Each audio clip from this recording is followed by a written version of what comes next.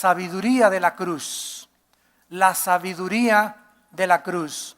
En la primera carta a los Corintios, capítulo 1, versículo 18 en adelante, el apóstol Pablo escribió: porque la palabra de la cruz es locura a los que se pierden, pero a los que se salvan, esto es a nosotros, es poder de Dios.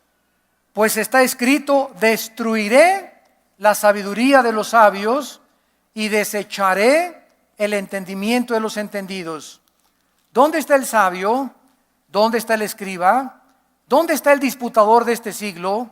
¿No ha enloquecido Dios la sabiduría del mundo? Pues ya que en la sabiduría de Dios el mundo no conoció a Dios mediante la sabiduría, agradó a Dios salvar a los creyentes por la locura de la predicación. Porque los judíos piden señales y los griegos buscan sabiduría, pero nosotros predicamos a Cristo crucificado, para los judíos ciertamente tropezadero y para los gentiles locura, mas para los llamados así judíos como griegos, Cristo, poder de Dios y sabiduría de Dios. Porque lo insensato de Dios es más sabio que los hombres, y lo débil de Dios es más fuerte que los hombres. No cabe duda que hasta nuestro siglo XXI, millones de personas, a pesar que han pasado 2000 años desde la muerte de Cristo en la cruz, siguen sin comprender el significado de su sacrificio. Ni tampoco, mucho menos, entienden la sabiduría que se encontraba en aparentemente un hecho trágico, dramático, como fue el desangramiento, la tortura y los sufrimientos del Hijo de Dios. Por ejemplo, el Dalai Lama dijo que Jesús había sido un perdedor porque se dejó crucificar, porque si no tenía el poder para bajarse, ¿por qué no lo utilizó? Pero más que eso, dijo este líder de las filosofías orientales, que Cristo fue un tonto por haber escogido a hombres incultos, a hombres pescadores, para que le siguieran. La mayoría de los ateos continúan burlándose de Dios y de Cristo, a quien solamente consideran un revolucionario equivocado con una misión fracasada, pero jamás lo aceptan como el Hijo de Dios. Los intelectuales lo consideran una irracionalidad filosófica, porque dicen que Dios no podía sacrificar a su Hijo, y los judíos lo continúan rechazando como el Mesías. Pero lo más triste de todo es que aquellas personas que se dicen cristianas continúan ignorando el verdadero significado de la muerte de Cristo en la cruz. Muchos traen colgando una cruz solamente porque es la moda o la tradición.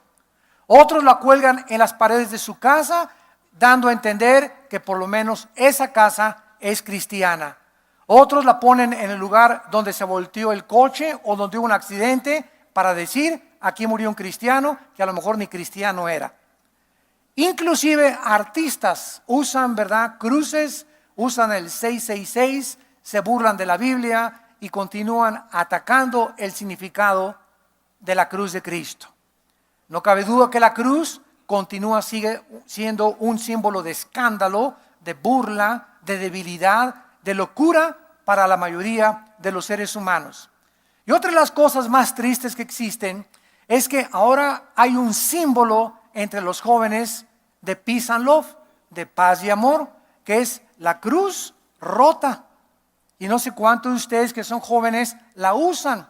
Es un palo con los dos cosas que atravesan la cruz, pero hacia abajo. Ese símbolo significa la luz del fracaso de Cristo, que puso de moda John Lennon, el creador de los Beatles. Y de ahí, en la época de los Beatles, salió el símbolo Peace and Love. Hicieron la cruz volteada, es la cruz rota, hablando de que Cristo no murió ni triunfó, sino que la cruz la voltean al revés y la rompen, y se usa como símbolo de amor y de paz.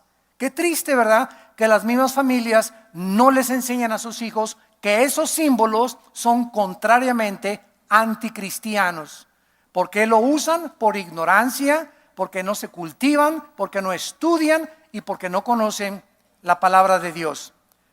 Pero ¿por qué después de 2000 años el mundo continúa aún sin entender el significado de la cruz? Vamos por orden al versículo 18 del pasaje que acabamos de leer. Y la Biblia comienza a darnos respuestas diciéndonos que el mensaje de la cruz, el mensaje que se le da al mundo, oye, Pancho, Carmelita, Carlos, ¿sabes una cosa en esta Navidad? En medio de la cena te paras. Hace 2000 años la Biblia dice que un hombre murió en la cruz que era Cristo. Y que Dios en Cristo puso tus pecados, Carlos, compadre, comadre. Y que si tú crees que Dios puso en él tus pecados porque tú, compadre, no los hubieras podido cargar ni pagar. Si tú crees que él murió en tu lugar en la cruz, la Biblia dice que Dios te perdona. Este mensaje es locura aparente intelectual para muchas personas, porque no significa realmente que no lo quieran entender, sino porque a muchos no les conviene entenderlo. Estas personas no creen que el mensaje de la cruz tenga un significado para sus vidas. Los que rechazaron este mensaje en los tiempos de Cristo fueron dos grupos de personas. Los religiosos, que creían que con su religión bastaba, y los judíos, que creyeron que a través de la ciencia y la filosofía y de la razón pura, como los estoicos y los epicúreos, discípulos de Zenón en tiempos de Cristo, creían que ellos encontrarían la verdad. Los que rechazaron este grupo de personas creyeron que la religión era suficiente para ir al cielo. Y los filósofos, mis razonamientos y a través de mi intelecto voy a encontrar la verdad. Sin embargo, la Biblia nos dice muy claramente que las únicas personas que aceptaron el mensaje de la cruz son los que sintieron y creyeron que necesitaban a Dios. Las personas humildes que reconocen su condición de pecado delante de Dios, que Cristo pagó en su lugar por ellos. Dios dice en Juan 1, versículos 12 y 3, mas a todos los que le recibieron, a los que creen en su nombre, Dios les da un derecho, una potestad que no todos tienen. ¿Qué cosa? De ser llamados hijos e hijas de Dios. Entonces, cuando tú oigas por ahí en la calle que todos somos hijos de Dios, no es bíblico eso. Discúlpenme, pero esto es una cosa inventada por la sociedad. La Biblia dice que todos somos criaturas de Dios, pero a los que reciben a su Hijo, Dios les concede el privilegio de ser llamados sus hijos. Así que tú en esta mañana o en esta tarde, o ustedes que nos ven por la televisión, no te consideres hijo de Dios o hija de Dios si no tienes a Cristo en tu corazón. El versículo 19 de Primera de Corintios continúa describiéndonos el secreto de la cruz. Dios, 750 años antes de Cristo, a través del profeta Isaías, escribió el versículo 19 que Pablo cita de Isaías 29, 14, que Dios iba a destruir, a enloquecer a los intelectuales, a los sabios, a los libres pensadores, a los ateos, a los griegos, con lo que él iba a hacer en la cruz. Dios no quería que a través de la razón y del intelecto el hombre se salvara, porque no era el hombre el que iba a poner las condiciones para entrar al cielo. El hombre, siguiendo sus razonamientos, dándose cuenta que existe un Dios, porque el hombre ha sido religioso desde Caín hasta nuestros días. No ha habido tribu, no ha habido nación, no ha habido cultura, no ha habido civilización que no adoren algo o a alguien. En Roma los césares se mandaron a adorar. Los ateos se adoran a sí mismos, se creen dioses, creen que ellos tienen la solución de dónde venimos, quiénes somos, a dónde nos vamos. Entonces el hombre, a través de su razonamiento, inventó las religiones. Todas las religiones son el resultado de la búsqueda del ser humano para conectarse con su Creador, para poder hacer contacto con el Creador. Nos desenchufamos de Dios.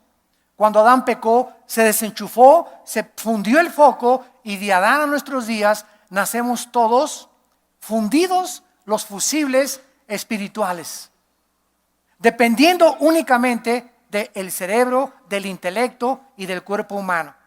Entonces decimos, yo no puedo creer lo que yo no vea, lo que yo no oiga, lo que no toque, lo que yo no guste.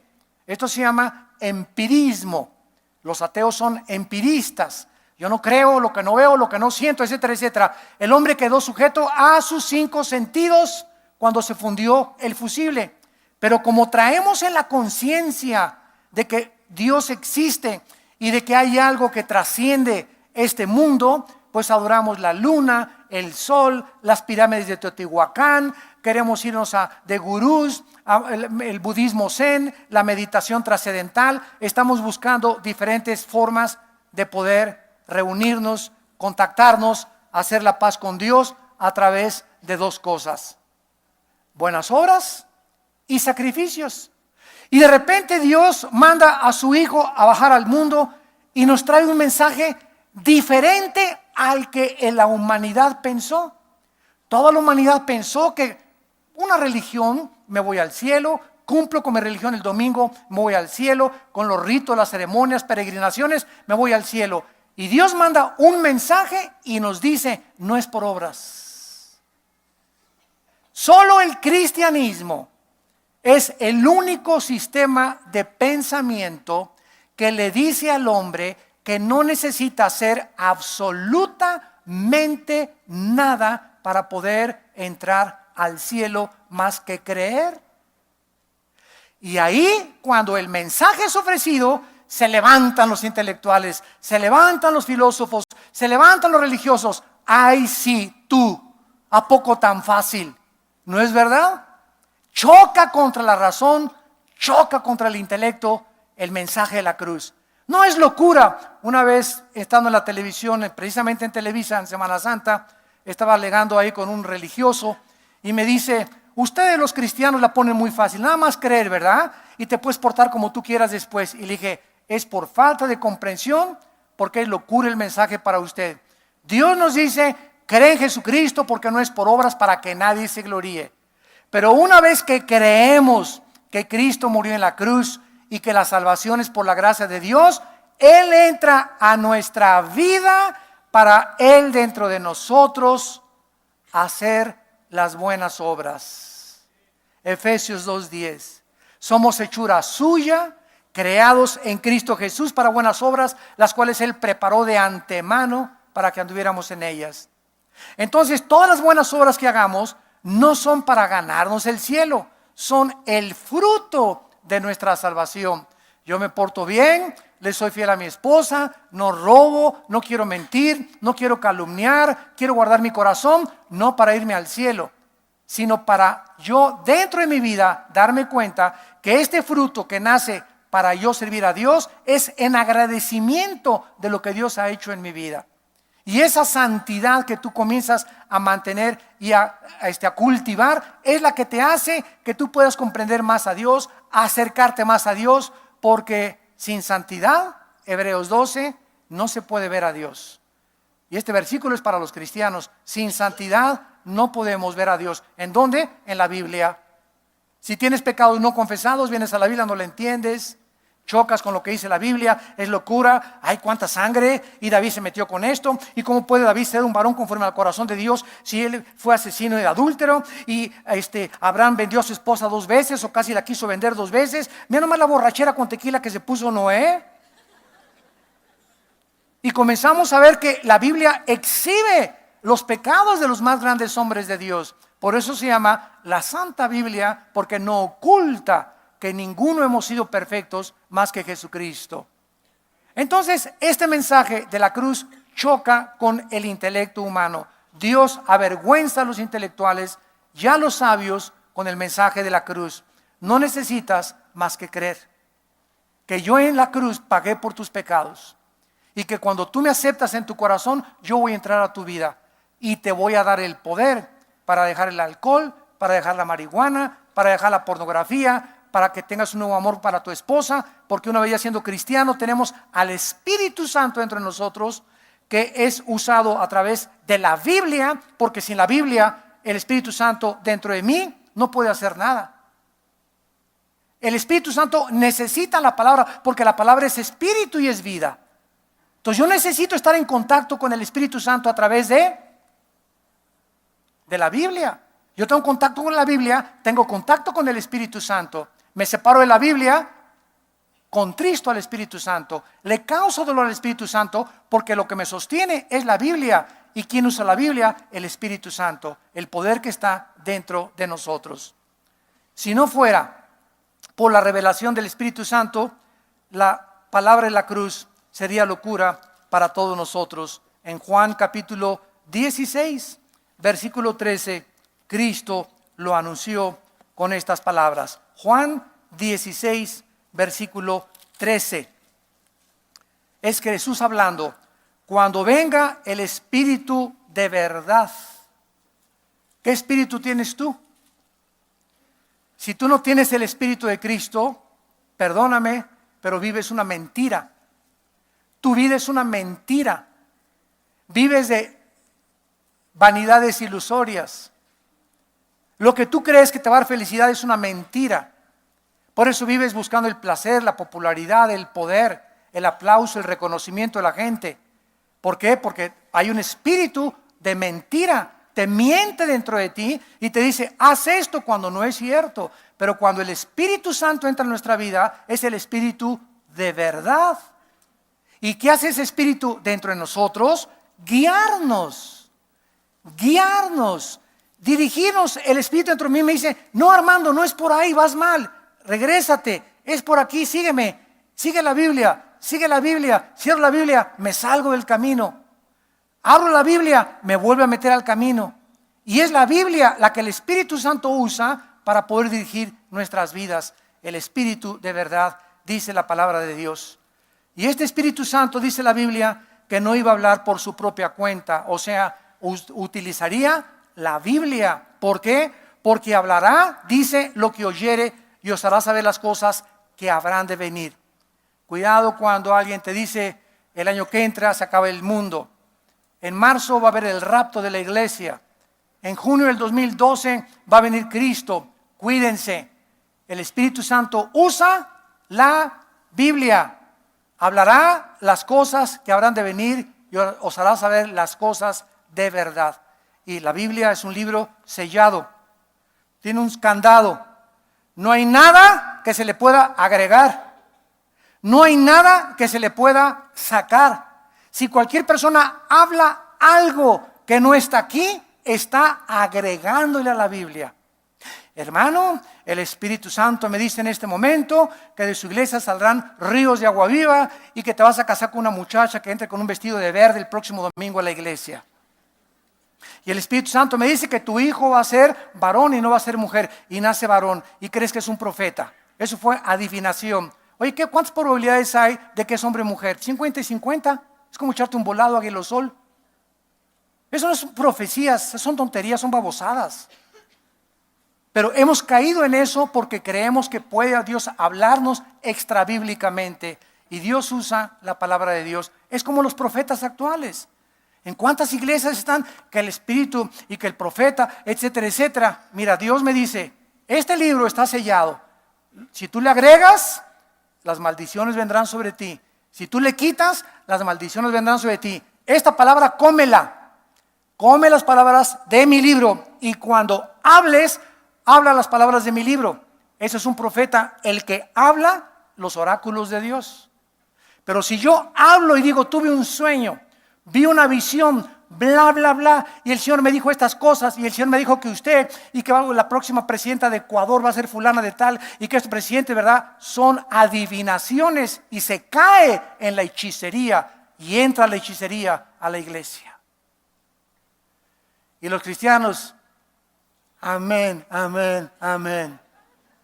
¿Por qué? Porque no estudias la Biblia, no tienes contacto con el Espíritu de verdad y algo te está mintiendo y engañando, y crees que porque esa persona es célebre o famosa o que todo el mundo la conoce, esa persona está hablando realmente la verdad, sin que tú verifiques por ti mismo la verdad en la palabra de Dios.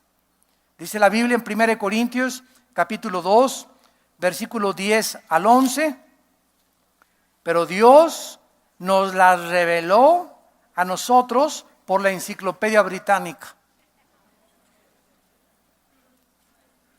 Dios nos la reveló a través de Einstein. Dios nos revela, es revelación. Las cosas invisibles y espirituales del mundo que nos rodea, que es más real lo invisible que lo visible, y que para la mente racional es locura, porque no las puede entender, porque las cosas espirituales se han de discernir. Pero Dios, a través del Espíritu que mora dentro de ti y de mí, vengo a la Biblia y entiendo a Dios, los caminos de Dios, el carácter de Dios, la forma en la que debo de proceder. ¿Por qué? Porque es el Espíritu dentro de mí de verdad el que me está guiando y mostrando la verdad. Si tú no tienes al Espíritu Santo, no tienes revelación, no entiendes. Las cosas de Dios te son locura, porque el Espíritu, dice el versículo 10, todo lo escudriña aún lo profundo de Dios. Y el versículo 11 dice así: porque ¿quién de los hombres, ni Freud, ni Marx, ni Nietzsche, ni Carlos Marx, ni Carlos Darwin, ni Sócrates, ni Platón, ni Aristóteles, ni ninguno que tú menciones, ningún hombre sabe las cosas espirituales? Ningún hombre sabe nada del mundo de los espíritus. Y dice la Biblia, sino el espíritu del hombre que está dentro de él. Si yo quiero conocer las cosas espirituales, necesito entre mí un espíritu que me ponga en contacto con el mundo espiritual. Y como mi espíritu está fundido cuando yo nací, Cristo al entrar a mi vida me prende otra vez la luz, otra vez el espíritu vuelve a nacer dentro de mí, soy creado como una nueva criatura y comienzo a entender las cosas de Dios que están en la Biblia, porque mi razón y mi intelecto chocan contra las cosas de Dios. Dice el versículo 14 que el hombre natural es el que no tiene al Espíritu, el que está fundido todavía. Esta clase de persona no percibe las cosas que son del Espíritu de Dios, porque, ahí lo dice, porque para él son locura. La palabra de la cruz es locura a los que se pierden, y dice, y no las puede entender porque se han de razonar. ¿Eso dice? No, las cosas del mundo espiritual se disciernen. Y el discernimiento es una capacidad, apúntalo. El discernimiento es la capacidad otorgada por el Espíritu Santo para que podamos discernir. La palabra discernir significa distinguir entre la verdad y la falsedad, entre lo blanco y lo negro, entre lo bueno y entre lo malo. Por eso me habla una persona hace como 2-3 años, hermano pastor, mi hija se va a casar y está en otra religión, y me dijeron que yo fuera la madrina de ramos. ¿Puedo ir al servicio religioso? Yo lo primero que les pregunto es, oiga, ¿usted cuántos años tiene en Cristo? Tengo 15 años. Y le contesté, no ha crecido una pulgada, hermana. Qué tristeza me da. ¿Qué me quiere usted decir, pastor? Le quiero decir que usted ya debería tener el discernimiento para distinguir y saber que un cristiano no se mete a los ritos, ¿verdad?, que son absolutamente contrarios a Dios. Es como si una persona que es cristiana y tiene 10 años en Cristo me dice, ¿pueden mis hijos celebrar Halloween? Oye, por favor, después de 10 años en Cristo, ¿me haces esa pregunta? Virgen de la Macarena.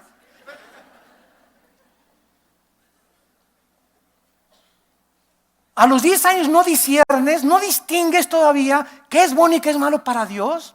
¿Qué le gusta a Cristo y qué no le gusta a Cristo? Todavía no tienes ese discernimiento. ¿Qué pasa? Esas personas algo tienen mal contra el espíritu que está dentro de ellas, si es que son cristianas realmente. O lo tienen apagado, contristado por el pecado, o tienen meses o semanas que no tienen contacto con la Biblia. Y cuando no tienes contacto con la Biblia, no tienes contacto con el Espíritu Santo. Y cuando no tienes contacto con el Espíritu Santo, comienzas a andar a ciegas. Y te comienza a caer un hoyo y en otro hoyo y tropiezas, te comienza a arañar, te comienza a lastimar y luego, Señor, sáname, Señor, ayúdame. Pero ¿hace cuánto tiempo que abandonaste tu relación con el Espíritu de Dios? Y queremos que como la vara de mágica y como la lámpara de Aladino, Dios hazme esto, Dios hazme aquello, dame aguinaldo y ayúdame esto y para la colegiatura de mis niños. Y mi relación contigo, Señor, está totalmente fría. Es como cuando tú a tu esposa no le das flores, no le dices que la amas y quieres, ¿verdad? Que tu esposa, dame un beso. Y ya tu esposa te hace así, ¿verdad? Beso frío, seco, como témpano de hielo. A este caimán no lo voy a besar como... ¿Por qué, verdad? Porque ¿qué se enfrió? ¿Por qué está fría así la relación en tu matrimonio? Porque no tienes comunicación con ella. Si no hablas, si no platicas, se enfría ella y quieres que ella responda. Ella responde a lo mejor mecánica o religiosamente, pero no lo va a hacer de corazón. Y vas a tener que alguien que te ame a fuerza y no que le nazca de su corazón. ¿Por qué? Porque no hay relación, no hay comunicación en el matrimonio. Es lo mismo con Dios.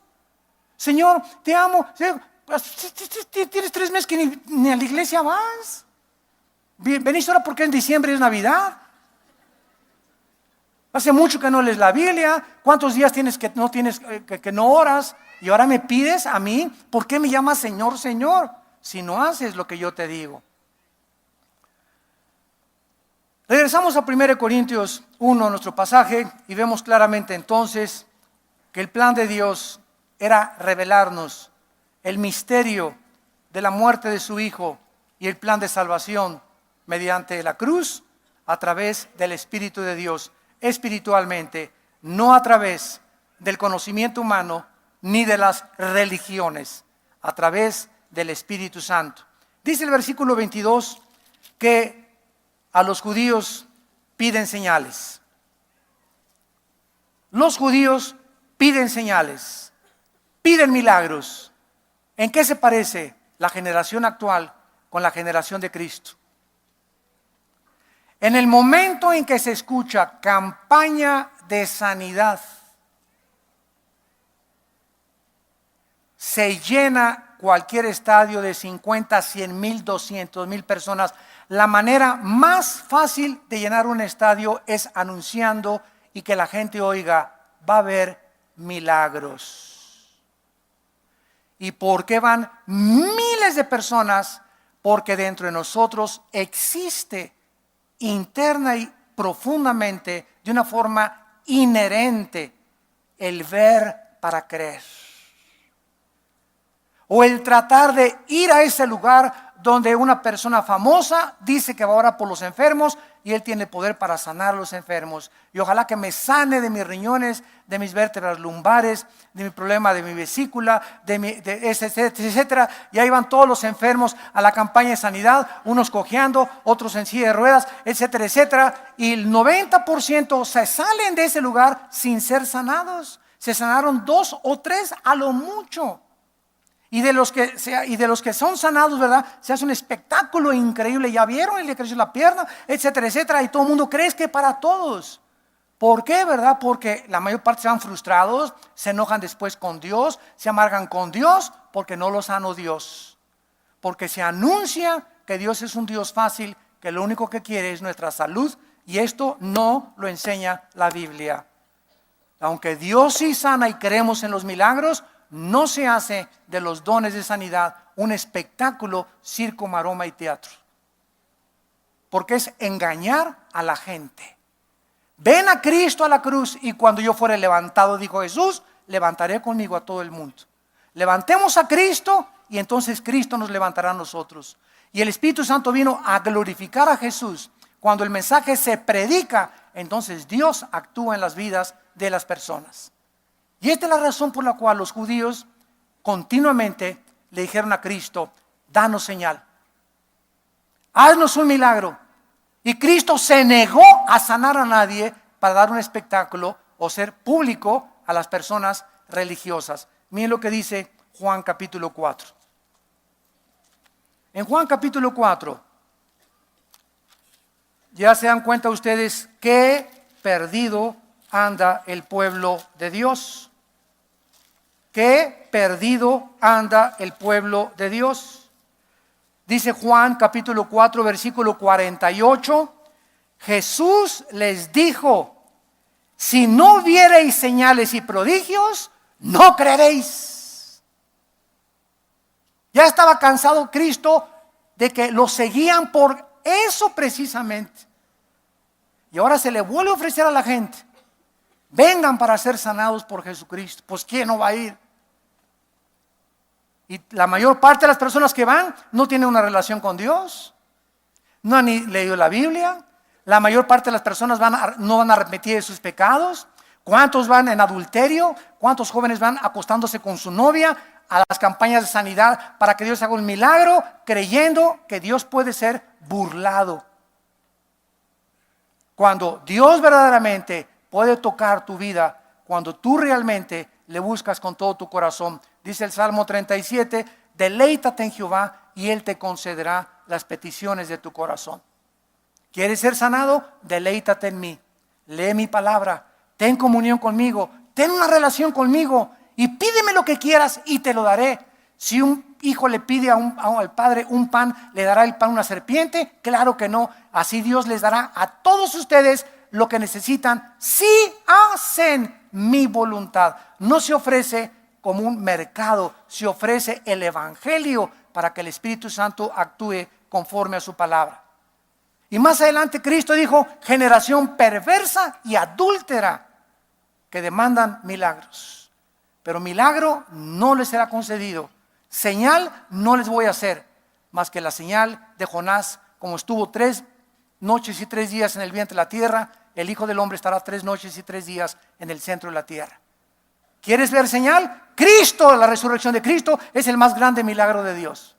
Y aunque ahora Dios no nos hiciera ningún milagro, ni tampoco nos sanara, el hecho que Él haya muerto en mi lugar es suficiente para vivir agradecido. Suficiente. Ya no necesito más que la salvación. Con eso vivo agradecido durante toda la eternidad. El más grande líder de la televisión mundial, CNN, el dueño, a los 17 años iba a una iglesia bautista evangélica. Su hermana, mayor que él, le dio cáncer y le pidió a Dios que sanara a su hermana, y su hermana no fue sanada. Por el hecho de que su hermana no haya sido sanada, él renunció a Dios, se volvió ateo, y hasta la fecha escribió los 10 mandamientos de Ted Turner, el dueño de la cadena de comunicaciones más grande del mundo, la CNN. Multibillonario, se hizo ateo porque Dios no lo sanó conforme él quería. Qué triste es ofrecer el evangelio creyendo que solamente a Dios le interesa nuestra salud. Dios quiere sanar primero tu alma. No me digas: ay hermano, venga al hospital a orar por una enfermita, y la enfermita es cristiana. No hermano, quiere que le eche nomás agua bendita. En otras palabras, échale la bendición. Así hay gente: oiga, me echa la bendición hermano. Pues ¿qué me viste cara de qué? ¿No quieres también un trapito ungido? Te vendo un trapito ungido para que lo pongas en tu almohada y se te quite el dolor de cabeza.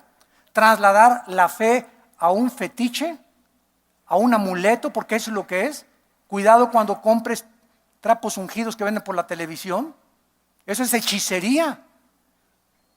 Pero estamos tan dentro de nosotros, tan engañados, porque el espíritu de verdad no te está guiando a la verdad. Hay un espíritu de mentira dentro de tu vida. Pregúntate: ¿por qué estás siendo engañado? ¿Por qué a estas alturas no has podido discernir la verdad? Porque tu relación con Dios es nula totalmente.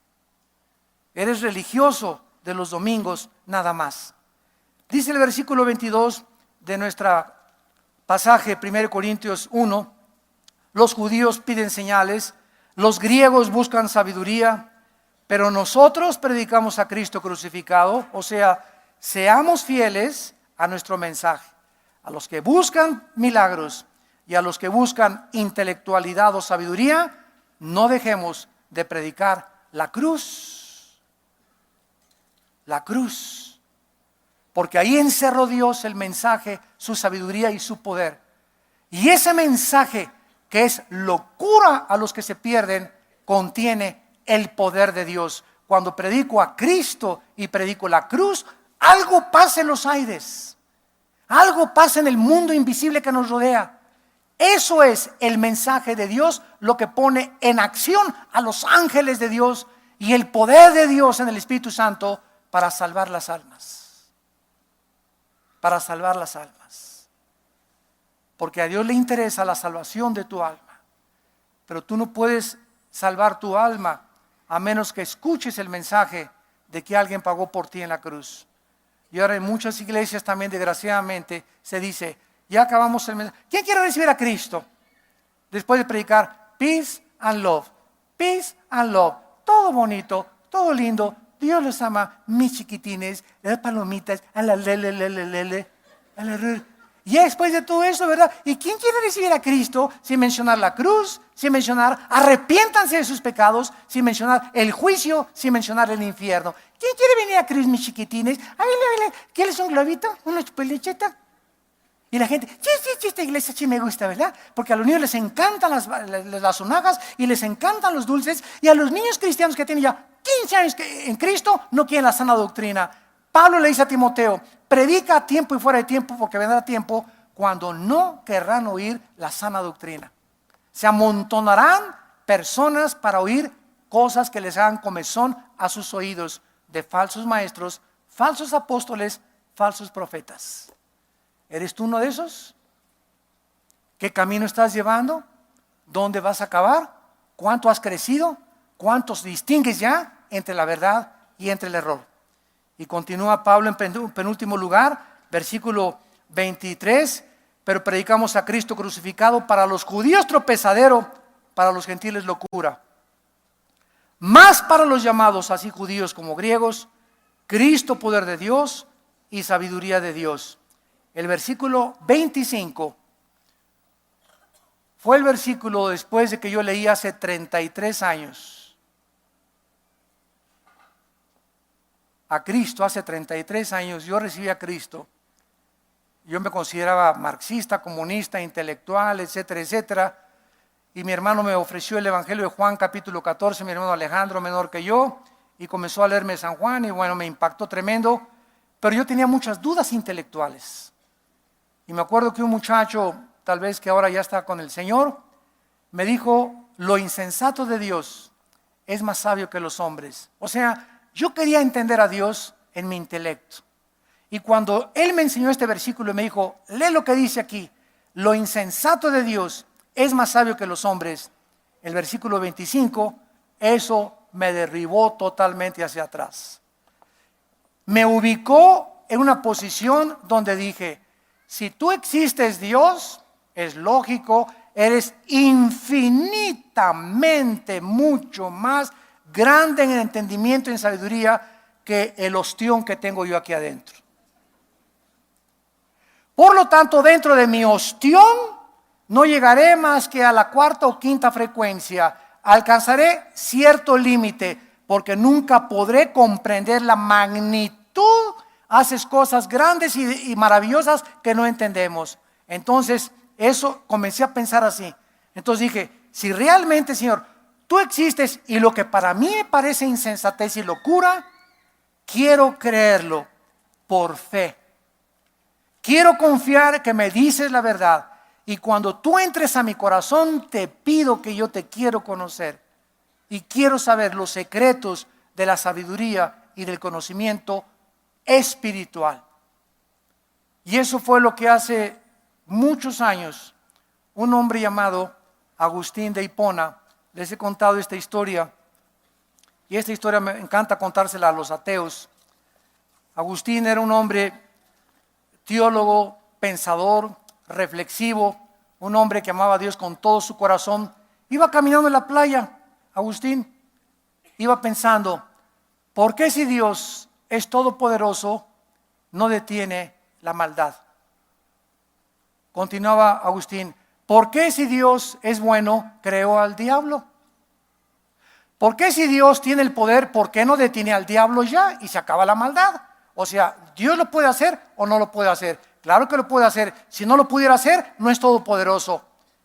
¿Me van siguiendo? Esos son excelentes pensamientos de la razón humana.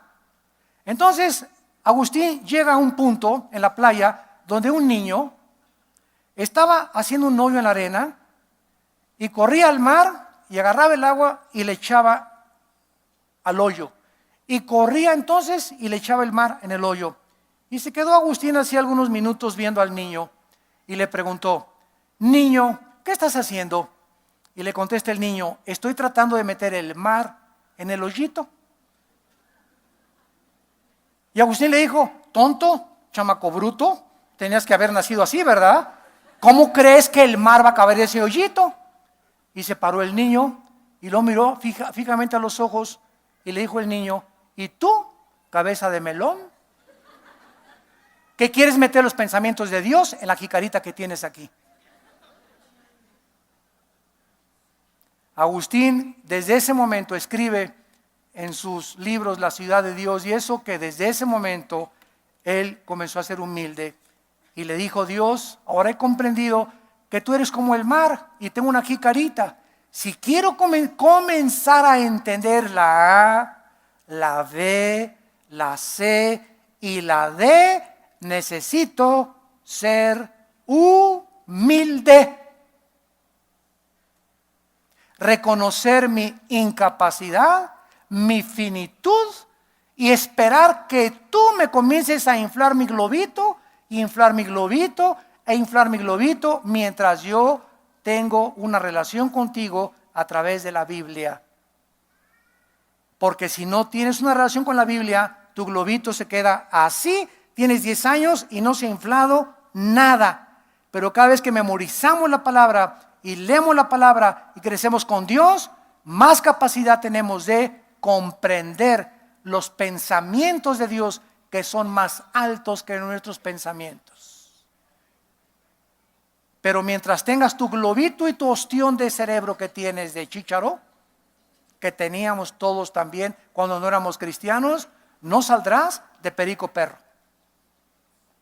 No saldrás de, ¿y por qué las guerras? ¿Y por qué permitió esto Dios? ¿Y por qué los temblores? ¿Y si Dios esto? ¿Y el diablo? Etcétera, etcétera. Y seguirás con tus armas contra Dios, luchando contra los pensamientos de aquel que es omnisciente. Pero tú en tu soberbia quieres saber todo. ¿Quién eres tú? ¿Quién soy yo para retar a Dios, al Todopoderoso, al Shaddai, que habita en la eternidad y en la santidad, al Altísimo, arriba de todos, de los ángeles, querubines y serafines? ¿Quiénes somos para decirle, ven para acá y siéntate aquí, ahora yo soy el juez? ¿Por qué hiciste eso, Dios? ¿Y por qué permitiste esto, Dios? Contéstame, contéstame. ¿Sabes una cosa? Se va a parar Dios, te va a decir, cállese, chamaco menso. Soberbio, la soberbia es la que nos hace actuar de esa manera, de creer que Dios tiene que respondernos y nos tiene que dar explicaciones. Y Dios no necesita explicaciones a nadie. Por eso sacó el libro de Job. Job pasó durante un año, ¿por qué esto? ¿Por qué aquello? Pero no se amargó. ¿Y por qué Dios y esto? Y venían los filósofos a presionarlo todo y más. Y Job, ¿por qué, Señor? Realmente habré pecado. Amaba a mi esposa, era bueno con los niños, le di buena ocasión a mi familia, di buen ejemplo. ¿Por qué, Dios? ¿Por qué me está pasando estas cosas? Pero en medio de todos sus sufrimientos, Job dice, yo lo único que sé es que mi Redentor vive. Y que sus pensamientos son demasiado maravillosos para mí. Por tanto, lo único que sé es que después de mis sufrimientos saldré más puro que el oro. Y cuando Dios se le aparece a Job finalmente y le explica en el capítulo 38, 39 y 40 la grandeza de los animales, del universo, de las estrellas y de todo lo que creó, Job, otra vez como Agustín: ahora sé, Señor, que yo no sé nada, que lo que sabía no lo sabía como lo debería de saber. Me humillo hasta el polvo y te pido que tú me hables y yo te escucharé. Y Dios le da a Job doble de hijos, doble de camellos, doble de ovejas, doble de dinero. ¿Por qué? Porque mantuvo, sin entender a Dios, su integridad. Esa es la fe.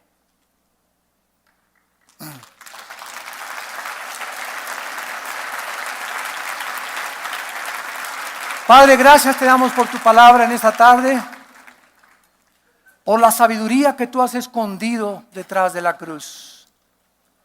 Porque ante los hombres fue una tragedia. Los hombres se preguntaban, los judíos, ¿por qué Dios permite, cuando está escrito en la ley que maldito es el que es crucificado? ¿Cómo puede llamarse el Hijo de Dios? Los intelectuales y los filósofos continúan burlándose de lo que hiciste en la cruz, por no tener el Espíritu de verdad que les revele que detrás de la cruz se encontraba tu poder, tu sabiduría, pero más que cualquier otra cosa, en la cruz Dios manifestaba que de tal manera